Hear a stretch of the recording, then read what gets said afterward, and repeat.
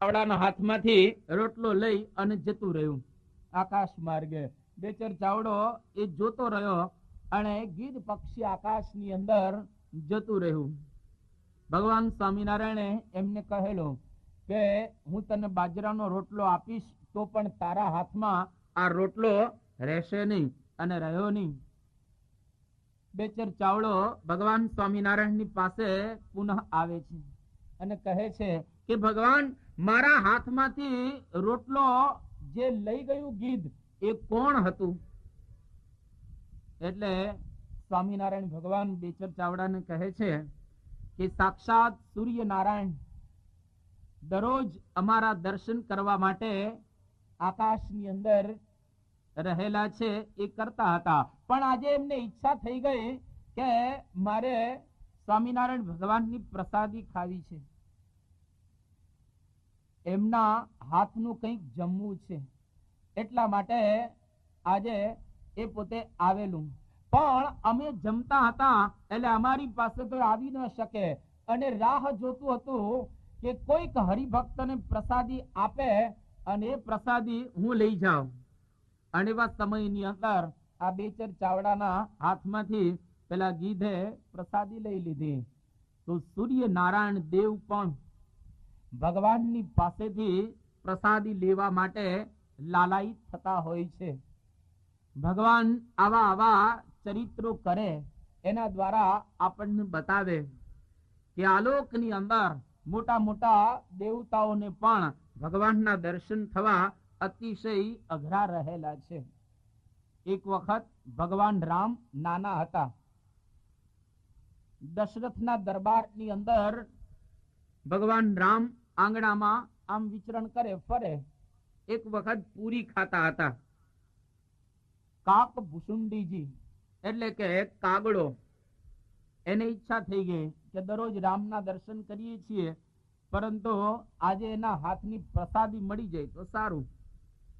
એટલે કાગડાના રૂપમાં આવેલા કાક ભુસુંડીજી રામચંદ્ર ભગવાનના હાથમાંથી પૂરી ઝૂંટવી લે છે, ખેંચી લે છે, અને જેવી પૂરી ઝૂંટવી લીધી અને ખાઈ ગયા. એવા સમયની અંદર રામ ભગવાન રડવા લાગે છે. તો કાક ભુસુંડીજી વિચાર કરે છે કે જેના હાથમાંથી પૂરી લઈ લઈએ અને રડે એ કઈ ભગવાન હોય? તમે જેના હાથમાંથી પૂરી લઈ લો અને રડવા લાગે, આવા તે ભગવાન હોતા હશે? અને રામચંદ્ર ભગવાન એ વખતે જ્યારે રડતા હતા તો એવા સમયમાં આ પ્રમાણે કાક ભુસુંડીજી રામચંદ્ર ભગવાનને રડતા જોઈ અને એમને વિચાર થયો કે આવા ભગવાન ન હોઈ શકે, અને એ પાપ લાગ્યું. અને પાપનો પ્રાયશ્ચિત કરવા માટે કાક ભુસુંડીજી કાગડાના દેહની અંદર રહી અને રામાયણ ગાય અને પ્રાયશ્ચિત કરતા હતા. તો સ્વાભાવિક રીતે જ્યારે ભગવાન આલોકની અંદર આવે અને આપણે જુદા જુદા ચરિત્રો કરીએ, ભગવાન જુદા જુદા ચરિત્રો કરે, એની અંદર એ મનુષ્ય ભાવ વ્યક્તિને આવી જાય તો ભગવાનને સાચા અર્થમાં એ પામી ન શકે. તો અહીં આગળ ભગવાન સ્વામિનારાયણ પણ દાદા ખાચરના દરબારની અંદર જુદા જુદા ચરિત્રો કરી રહેલા છે. એક વખત ભગવાન સ્વામિનારાયણ દાદા ખાચરના દરબારમાં વાસુદેવ નારાયણના જે ઓરડા રહેલા છે એ ઓરડાની ઓસરીએ બેઠેલા હતા, અને બપોરનો સમય હતો. એ બપોરના સમયે ભગવાન સ્વામિનારાયણ મૂળજી બ્રહ્મચારીને કહે છે કે બ્રહ્મચારીજી, આજે લાડુબાને કહેજો કે બપોરે બાજરાનો રોટલો એ બનાવે. અને લાડુબાએ ભગવાન સ્વામિનારાયણના કહેવા પ્રમાણે બાજરાનો રોટલો એ બનાવ્યો. અને જેવો બાજરાનો રોટલો બનાવ્યો એવા સમયની અંદર ભગવાન શાંતિથી પ્રેમથી જમતા હતા. અને જમતા જમતા આ પ્રમાણે ભગવાન એક નાનકડો રોટલાનો બટકો ફળીમાં નાખે છે, અને જેવું ફળીમાં ભગવાને રોટલાનું બટકું નાખ્યો તો આકાશ માર્ગેથી એક કાગડો આવ્યો, અને એ કાગડો આ રોટલાનું બટકું લઈ અને જતો રહ્યો. આજુબાજુ બેઠેલા સંતો અને ભક્તો એ બધા જ ભગવાન સ્વામિનારાયણને પૂછે છે કે આ કાગડો કોણ હતો. ત્યારે સ્વામિનારાયણ ભગવાને એ બધાને વાત કરી કે સાક્ષાત બ્રહ્માજી એ અહીંયા આગળ આવેલા હતા. કૃષ્ણ અવતારમાં બ્રહ્માજીને પ્રસાદી પ્રાપ્ત ન થયેલી, એટલા માટે બ્રહ્માજી વર્ષોથી ફરતા હતા ભગવાનની પ્રસાદી લેવા માટે. અને એવા સમયની અંદર અમે અહીંયા આગળ એ પ્રગટ થયા, અને 5000 વર્ષથી જે રાહ જોઈને ફરતા હતા એ બ્રહ્માજી, જે બ્રહ્માજીને આજે અમારા હાથની પ્રસાદી પ્રાપ્ત થઈ.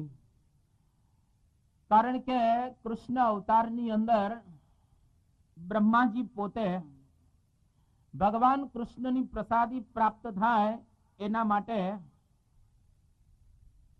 ઘણા એમને પ્રયત્ન કરેલા, પણ પ્રસાદી નહીં મળેલી. એક વખત બ્રહ્માજી કૃષ્ણ ભગવાનની પ્રસાદી લેવા માટે લાલાયિત થાય છે.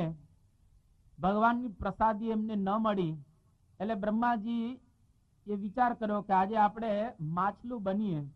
જો માછલું થઈએ તો ભગવાન હાથ ધોશે સમુદ્રની અંદર, અને એ હાથમાંથી વધેલા કણ એ આપણને પ્રાપ્ત થશે, અને એની પ્રસાદી આપણને મળશે.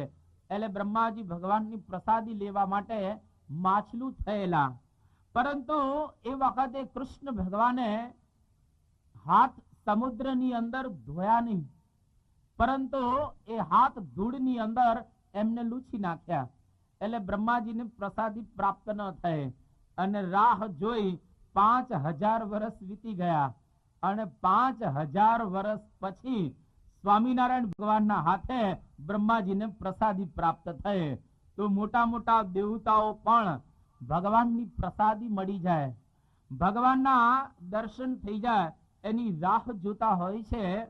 અને આજથી 225 વર્ષ પૂર્વે ગઢડાના કેવા ભાગ્ય કહેવાય, છપૈયાના કેવા ભાગ્ય કહેવાય કે ભગવાન ત્યાં વિચરણ કરતા હશે, અને જે લોકોએ એમના દર્શન કર્યા, એમની પ્રસાદી લીધી, એમના હાથનું જમ્યા, એમના પુષ્પો એમને ગ્રહણ કર્યા, એ દરેકના ભાગ્ય ઉદય થયા.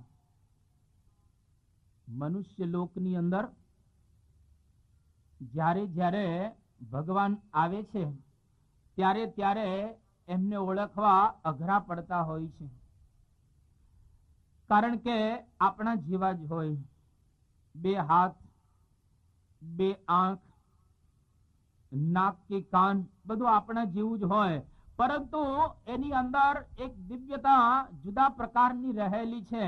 એ દિવ્યતા તે જ પામી શકે કે જેને ખરેખર હૃદયમાંથી ભક્તિ ઉત્પન્ન થયેલી હોય. તો ભગવાન પ્રગટ તો થાય, પણ એને ઓળખવા અઘરા રહેલા છે. એક વખત આકાશ માર્ગેથી એક તેજનો ગોળો આવ્યો અને પૃથ્વી પર ઉતર્યો. બધાને આશ્ચર્ય થયો. ભગવાન સ્વામિનારાયણ એ વખતે જેતલપુરની અંદર વિરાજમાન હતા, અને આકાશમાંથી તેજનો ગોળો એક નીચે ઉતર્યો. પ્રકાશ પ્રકાશ સર્વ જગ્યાએ થઈ ગયો. બધાને આશ્ચર્ય થયું કે આકાશમાંથી આ તેજનો ગોળો કેમ નીચે ઉતર્યો. અને જેવો નીચે આવ્યો તો એના 3 વિભાગ થઈ ગયા. 3 ભાગની અંદર એક પ્લેન ગોઠવાઈ ગયા, અને એક ગોળામાંથી બ્રહ્મા, વિષ્ણુ અને મહેશ ભગવાન સ્વામિનારાયણના દર્શન આકાશમાંથી કરી રહેલા છે.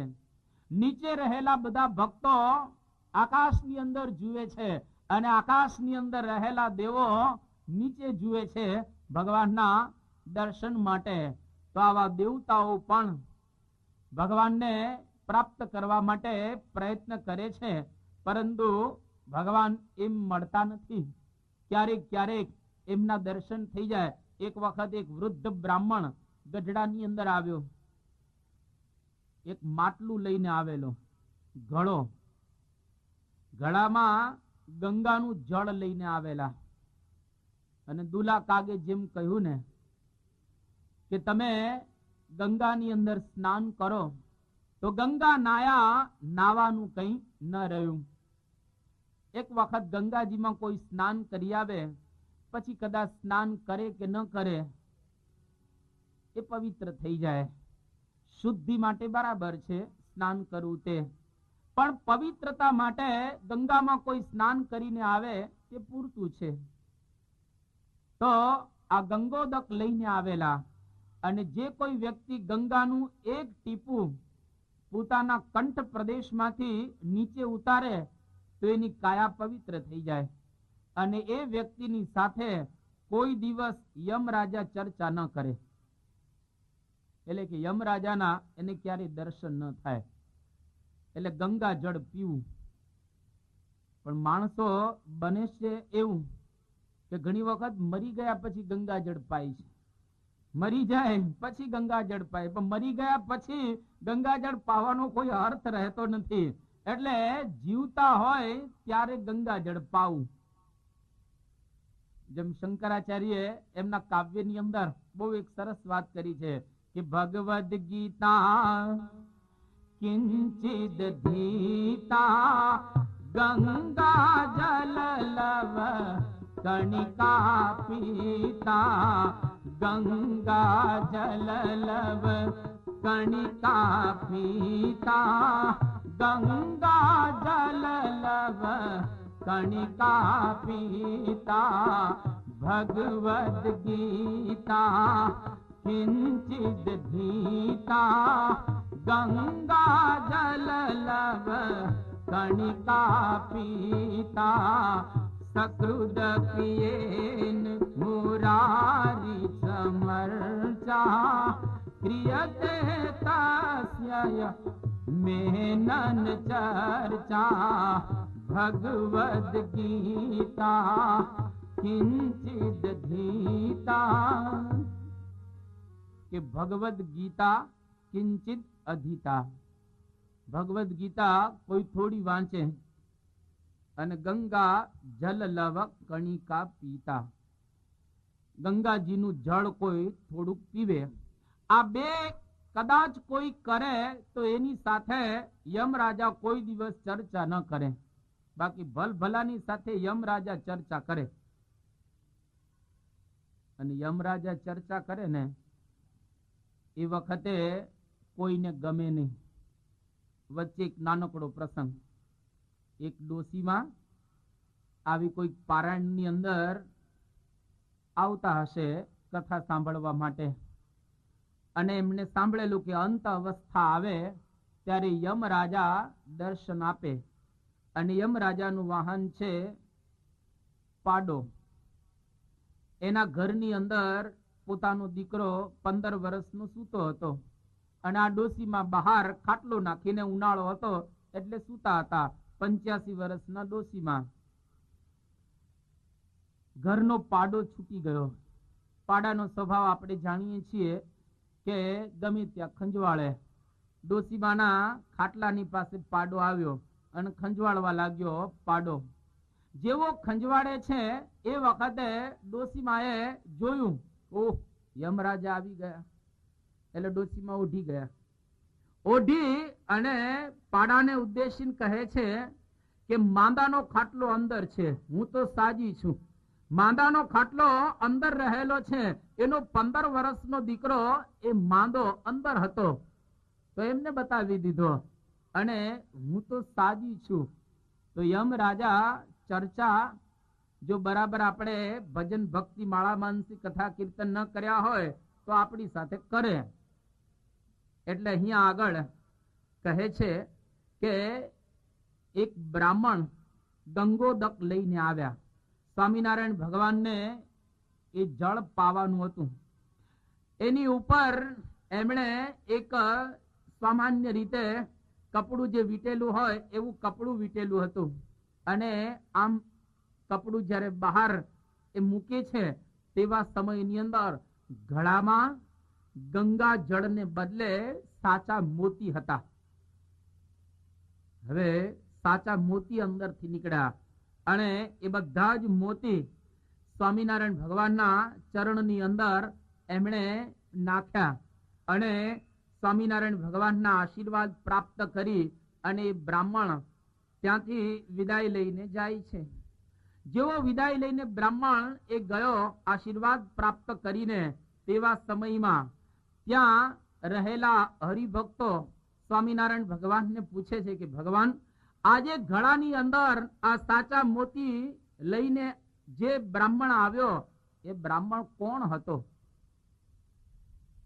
સ્વામિનારાયણ ભગવાન કહે છે કે બ્રાહ્મણ બીજો કોઈ નહીં પરંતુ સાક્ષાત વરુણ દેવ હતા, અને દરિયામાંથી સાચા મોતી લઈને આવેલા અમને ભેટ ધરવા માટે અને અમારા દર્શન કરવા માટે. તો વરુણ દેવ બ્રહ્મા, વિષ્ણુ, મહેશ અને ઇન્દ્ર કે ચંદ્ર જેવા ભગવાનના સાક્ષાત દર્શન કરવા માટે ગઢપુરની અંદર વારે વારે આવી રહેલા છે. કારણ કે આજે પૂર્ણ પુરુષોત્તમ નારાયણ દાદા ખાચરના દરબારની અંદર ભક્તોને સુખ આપી રહેલા છે. એટલા માટે આવા દેવતાઓ જો ભગવાનના દર્શનને ઈચ્છતા હોય તો એ ભગવાનના જેને દર્શન થાય એમાં બધા જ દેવો આવી ગયા, એકમાં બધું આવી જાય.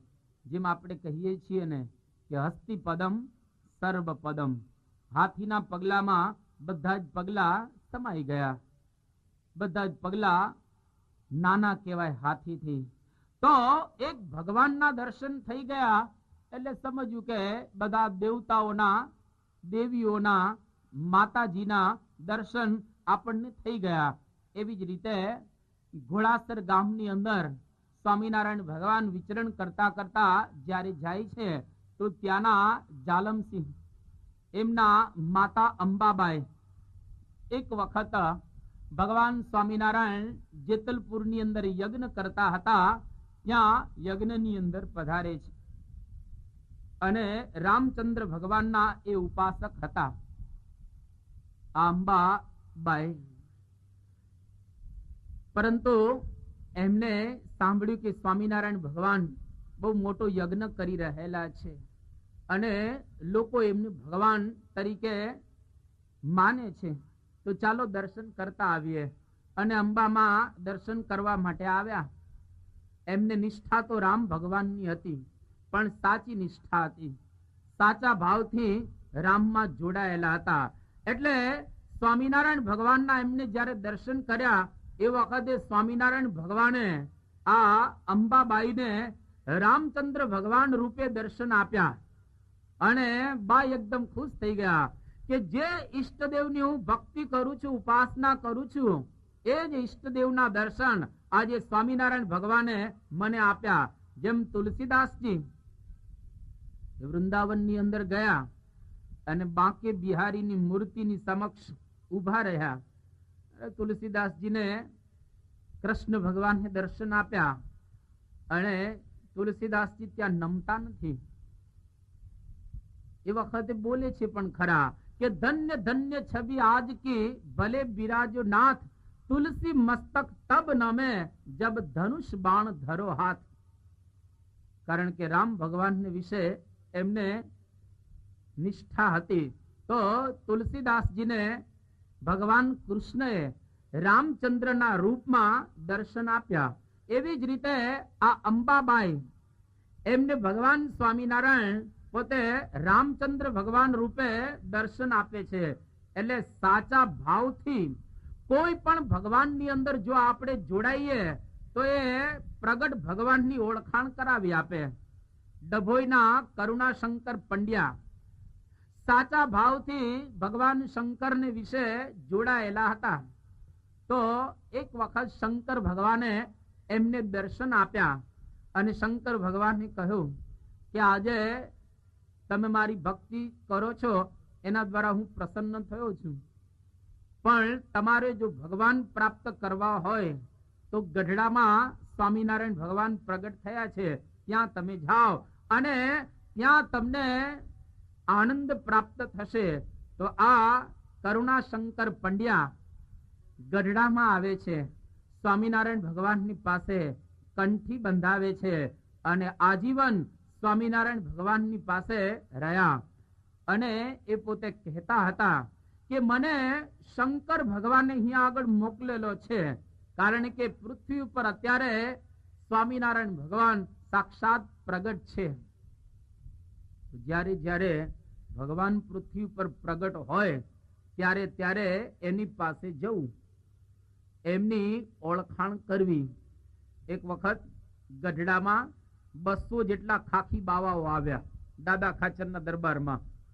ખાખી બાવા એટલે આપણે જાણીએ છીએ, અને એનો સ્વભાવ ખાખી બાવાનો હવે થોડો ઓછો થયો છે.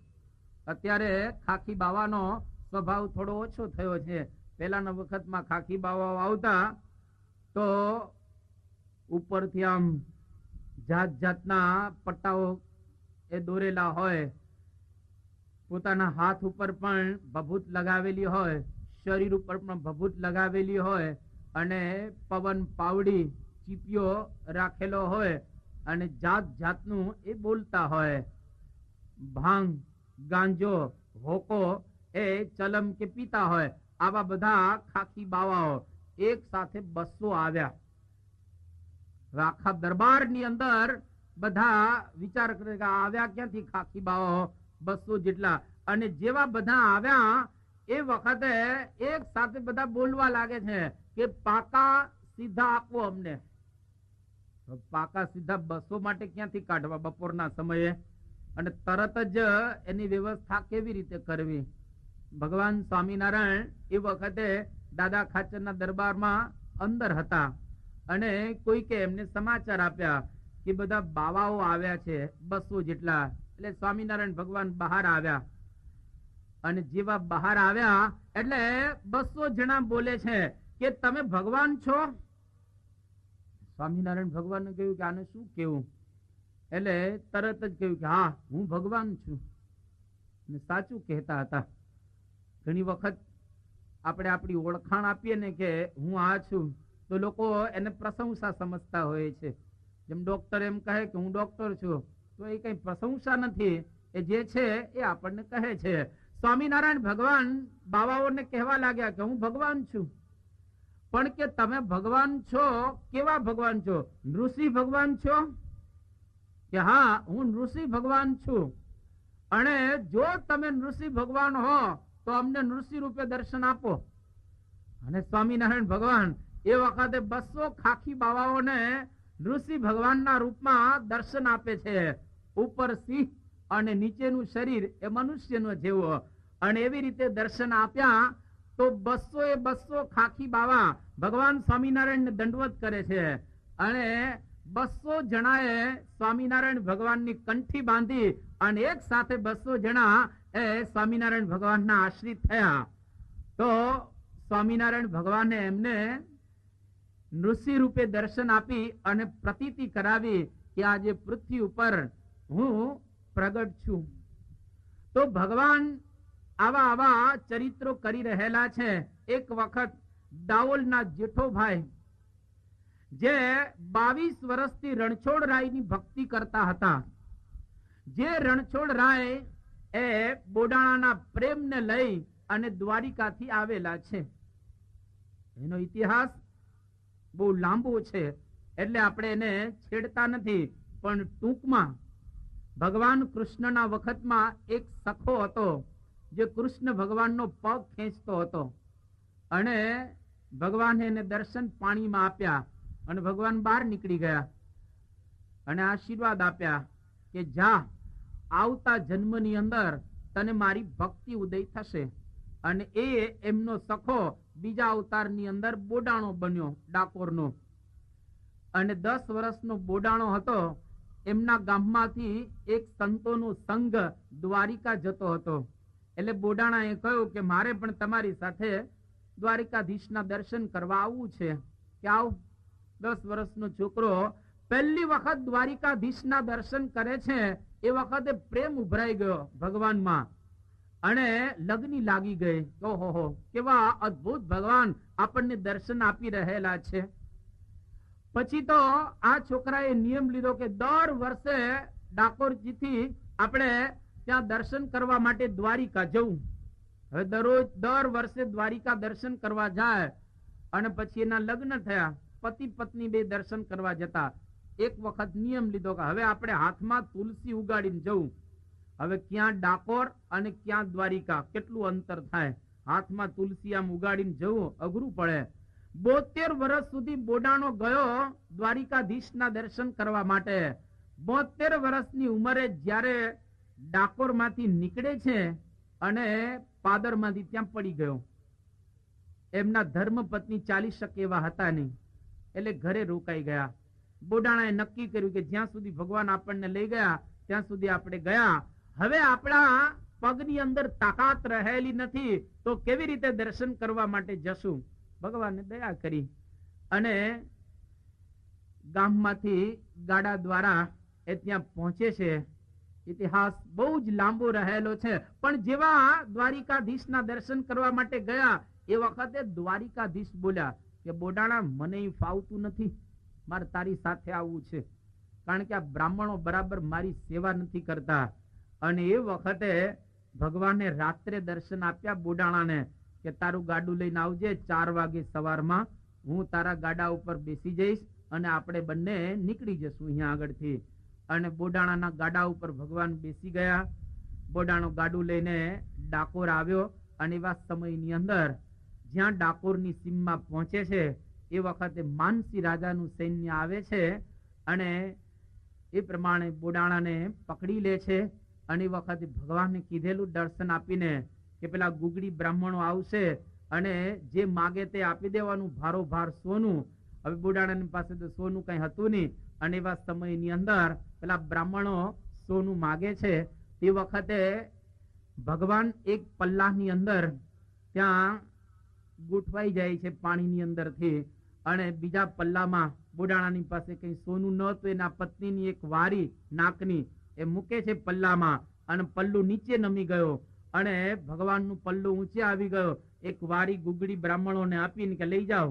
બ્રાહ્મણો સમજી ગયા કે હવે ભગવાન અહીંયા આગળ એ આવશે નહીં અને બોડાણાને વંદન કરીને જાય છે બધા અને કહેતા ગયા કે તારી ભક્તિને વશ થઈ ભગવાન દ્વારિકાનો ત્યાગ કરી અને ડાકોર પધાર્યા.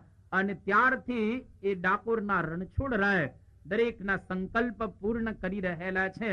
એ રણછોડ રાયે ડાઓલના જેઠાભાઈને દર્શન આપ્યા. 22 વર્ષ એની સેવા કરી ત્યારે અને દર્શન આપીને શું કહે છે કે હું તારી ભક્તિથી બહુ પ્રસન્ન થયો છું અને જો તારે અત્યારે ભગવાનને મેળવવા હોય તો જા ગઢડા. ગઢડા સર્વાવતારી ભગવાન સ્વામિનારાયણ પ્રગટ થયા છે અને એની પાસે તું જા, તારા બધા જ સંકલ્પો ત્યાં આગળ પૂર્ણ થશે. અને આ જેઠો ભગત ગઢડા આવે છે, સ્વામિનારાયણ ભગવાનની પાસે કંઠી બાંધી અને સત્સંગી થયો અને આજીવન ભગવાન સ્વામિનારાયણની પાસે એ પોતે રહે છે. તો સાચા ભાવથી રણછોડરાયની ભક્તિ કરી તો એમને સ્વામિનારાયણ ભગવાનનો ભેટો કરાવી આપ્યો. એવી જ રીતે એક નાંદોલના ધનેશ્વર તલવાડી એને કોઈ બાળક ન હતા. એટલે સ્વાભાવિક રીતે માણસ માત્રની ઈચ્છા હોય છે કે પુત્રેષણા, એને પુત્ર પ્રાપ્ત થાય તો આનંદ થાય. એટલે પુત્ર મેળવવા માટે દરેક પ્રયત્ન કરે. આ ધનેશ્વર તલવાડીને કોઈ પુત્ર ન હતા. જેટલા પથ્થર એટલા દેવ કરેલા અને ઘણા બધા પ્રયત્નને અંતે પણ પુત્રની પ્રાપ્તિ નહીં થયેલી. એટલે લોકોએ એમને કહ્યું કે કાશીમાં જાઓ અને કાશીની અંદર જઈ અને ગાયત્રીનું પુરસ્ચરણ કરવાનું. જો ગાયત્રીનું પુરસ્ચરણ કરવામાં આવે તો તમને પુત્રની પ્રાપ્તિ થાય. તો આ ધનેશ્વર તલવાડી અને એમના ધર્મપત્ની 2 જણા કાશીમાં ગયા અને ગાયત્રીનો મંત્ર ઓમ ભૂર્ભુવઃ સ્વ તત્સવિતુર વરેણ્યમ ભર્ગો દેવસ્ય ધીમહિ ધિયો યો નઃ પ્રચોદયાત. આ ગાયત્રી મંત્ર છે, જે મંત્ર સૂર્ય નારાયણનો મહિમા કહે છે. ગાયત્રી છંદમાં લખાયેલો મંત્ર છે, એટલા માટે એને ગાયત્રી મંત્ર કહે છે. ગાયત્રી નામના કોઈ દેવી નથી, યાદ રાખવું ઘટે. ગાયત્રી કોઈ દેવી નથી, પરંતુ આ મંત્ર સૂર્ય નારાયણનો રહેલો છે અને આ વેદોક્ત મંત્ર છે. એની અંદર બતાવવામાં આવ્યું ઓમ ભૂર ભુવઃ સ્વઃ, એટલે કે ભૂરલોક ઉપરનો, એના પછી ભુવરલોક અને સ્વર્ગલોક, આ ત્રણ લોકને પ્રકાશિત કોણ કરે છે? તત્ સવિતુર વરેણ્યમ ભર્ગઃ. સવિતુઃ એટલે કે સૂર્યનારાયણ દેવસ્ય, આ સૂર્યનારાયણ દેવ ત્રણ લોકને પ્રકાશ કરનારા છે, તેજ આપનારા છે, શક્તિ આપનારા છે, પ્રકાશ આપનારા છે. એ સૂર્યનારાયણ દેવ ભર્ગ એટલે એનું જે તેજ રહેલું છે, ધીયઃ એટલે અમારી બુદ્ધિ, નહ એટલે અમારી, પ્રચોદયાત અર્થાત એને પ્રકાશિત કરો. હે સૂર્યનારાયણ દેવ, તમે ત્રણ લોકને પ્રકાશ આપનારા છો, તો અમારી બુદ્ધિની અંદર પણ એવો પ્રકાશ કરો, જેના દ્વારા અમે ભગવાનને પામી શકીએ અને એને પ્રાપ્ત કરી શકીએ. આ ગાયત્રી મંત્રનો અર્થ રહેલો છે. તો આ ધનેશ્વર એમના ધર્મપત્નીની સાથે 11 વર્ષ સુધી ગાયત્રી મંત્રનો જાપ કરે છે કાશીમાં, અને દર્શન આપે છે. એવા સમયની અંદર એ દર્શન જ્યારે એમને થયા દેવના, અને એ વખતે એમને કહે છે કે જો તમારે ભગવાનને પ્રાપ્ત કરવા હોય તો ત્યારે ગઢડામાં જાઓ, અને ગઢડાની અંદર સ્વામિનારાયણ ભગવાન પ્રગટ થયા છે, એમની પાસે જઈ અને એમનો આશરો કરો. તો આ ધનેશ્વર અને એમના પત્ની બંને જણા ગઢડામાં આવ્યા અને સ્વામિનારાયણ ભગવાનનો આશરો કર્યો, સત્સંગી થયા અને 88 વર્ષ સુધી એ રહ્યા. પોતે આ ઇતિહાસ સંપ્રદાયનું બોલે છે. નિર્ગુણ સ્વામીની વાતોમાં આ પ્રસંગ લખાયેલો છે. 88 વર્ષ સુધી એમને આ પ્રમાણે સત્સંગ કર્યો અને અંતે ભગવાનનું દિવ્ય ધામ એવું અક્ષરધામ એની અંદર એ પોતે ગયા. તો આ બધા પ્રસંગો તો સ્વામિનારાયણ ભગવાનના વખતના છે, પણ અત્યારે આવા પ્રસંગો બને છે. થોડા વર્ષો પૂર્વે અમદાવાદની અંદર એક ખુશાલ કાકા હતા. અમે પણ એ ખુશાલ કાકાને જોયેલા છે. એ દર વર્ષે રણછોડરાયના દર્શન કરવા માટે પૂનમે જાય અને રણછોડરાયની સમક્ષ એક ફ્રૂટનો મોટો કરંડિયો લઈ અને જાય અને ત્યાં આગળ એ મૂકે. દર પૂનમે આ એમનો નિયમ. વર્ષોથી એમને ડાકોરની અંદર પૂનમ ભરી. એક વખત રણછોડરાયે સ્વપ્નમાં દર્શન આપ્યા કે તમારે જો ભગવાનને પ્રાપ્ત કરવા હોય તો અત્યારે કડી કાળની અંદર સ્વામિનારાયણ ભગવાન પ્રમુખ સ્વામી મહારાજ દ્વારા વિચરણ કરે છે, અને ત્યાં તમે જાઓ તો તમારા બધા સંકલ્પ પૂર્ણ થશે.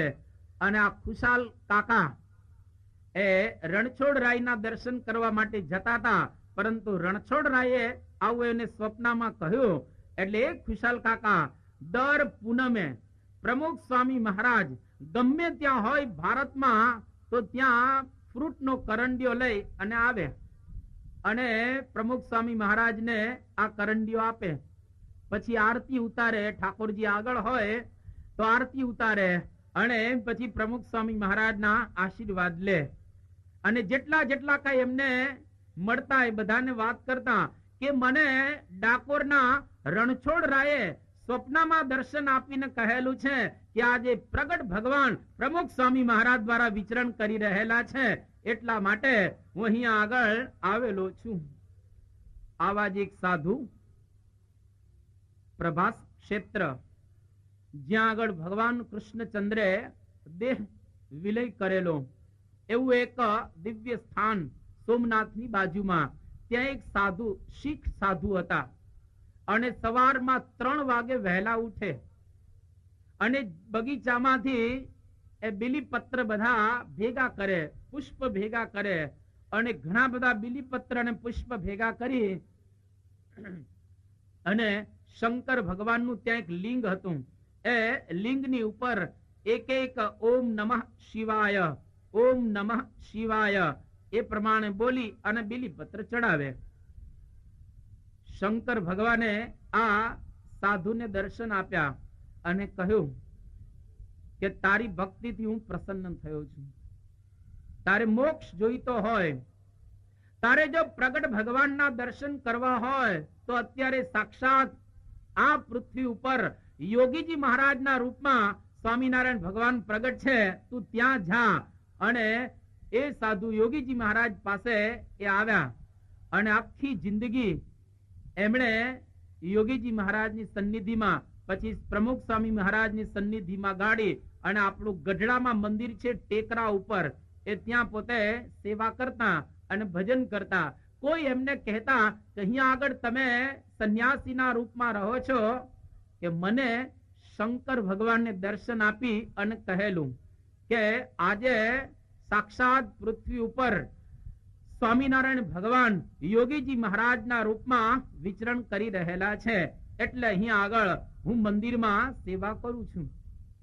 તો સાચા ભાવથી જો ખરેખર આપણે ભગવાનની અંદર જોડાઈએ તો દરેક દેવ એ પ્રગટ ભગવાનની ઓળખાણ એ જરૂર કરાવે. પણ લોકોનો ભાવ જ એવો હોય છે કે જેથી કરી અને એ દેવ એની ઉપર પ્રસન્ન થતા હોતા નથી. એનું કારણ લૌકિક ભાવનાઓની સાથે મોટા ભાગના લોકો ભગવાનની આરાધના કરતા હોય છે. લૌકિક ભાવો, દીકરો મળે, ધંધો સારો ચાલે, સ્વાસ્થ્ય સારું થઈ જાય, સંપત્તિ ગયેલી છે એ પાછી આવે, આવા દુનિયાવી ભાવોની સાથે ભજન ભક્તિ માળા માનસી કે કથા કીર્તન કરીએ તો એમાં ભગવાન રાજી ન થાય. એક વખત એક હનુમાનજીનો ભક્ત હનુમાન દાદા પાસે પહોંચી ગયો. હવે હનુમાન દાદા ઘણા બધા પ્રકારના છે. નામ તમે હનુમાન દાદાના જુઓ ને તો જાત જાતના. ગડગડિયા હનુમાન, એક જગ્યાએ ગોળીબાર હનુમાન છે, ગોળીબાર હનુમાન. તો આવા જુદા જુદા ગામોની અંદર અને પ્રદેશોમાં હનુમાનજીના લોકોએ નામ પાડ્યા છે. તો એક હનુમાનજીની મૂર્તિ સમક્ષ ઉભા રહી અને આ બોલવા લાગ્યા, હે હનુમાન દાદા, તમે જો મારી ઉપર પ્રસન્ન થયા હો તો મને 1.25 લાખ રૂપિયા આપજો અને એમાંથી તમને 1.25 રૂપિયાનું તેલ ચડાવીશ. હનુમાન દાદા વિચાર કરે છે મનોમન કે તને 1.25 લાખ રૂપિયા આપું એના કરતા હું જ 1.25 લાખ રૂપિયાનો સ્વિમિંગ પુલ બનાવી અને એમાં ધુબકા ન મારું. હું 1.25 લાખ રૂપિયાનો એક સ્વિમિંગ પુલ બનાવીને એમાં ધુબકા ન મારું અને તને હું 1.25 લાખ રૂપિયા આપું. તો આવા લૌકિક ભાવોની સાથે લોકો આરાધના કરતા હોય છે. પણ સાચો જો ભાવ હોય તો ચોક્કસ ભગવાન પ્રાપ્ત થાય. આપણા સંસ્કૃત સાહિત્યની અંદર આદ્ય કવિ કહેવાય વાલ્મીકી. ગુજરાતી સાહિત્યના આદ્ય કવિ નરસિંહ મહેતા અને સ્વામિનારાયણ સંપ્રદાયના આદ્ય કવિ મુક્તાનંદ સ્વામી. આ ત્રણેય જણા આદ્ય કહેવાય છે કવિના રૂપમાં. સ્વામિનારાયણ ભગવાનના વખતમાં જે મુક્તાનંદ સ્વામી હતા એ બહુ સાચા મુમુક્ષુ હતા. જ્યારે રામાનંદ સ્વામી એમને દીક્ષા આપી ત્યારથી એ ચડતો ને ચડતો એમનો રંગ હતો મુક્તાનંદ સ્વામીનો. પણ જેવા રામાનંદ સ્વામી ધામમાં ગયા ત્યાર પછી ભગવાન સ્વામિનારાયણ વિશે જે ભાવ બેસવો જોઈએ એવો ભાવ બેસતો ન હતો.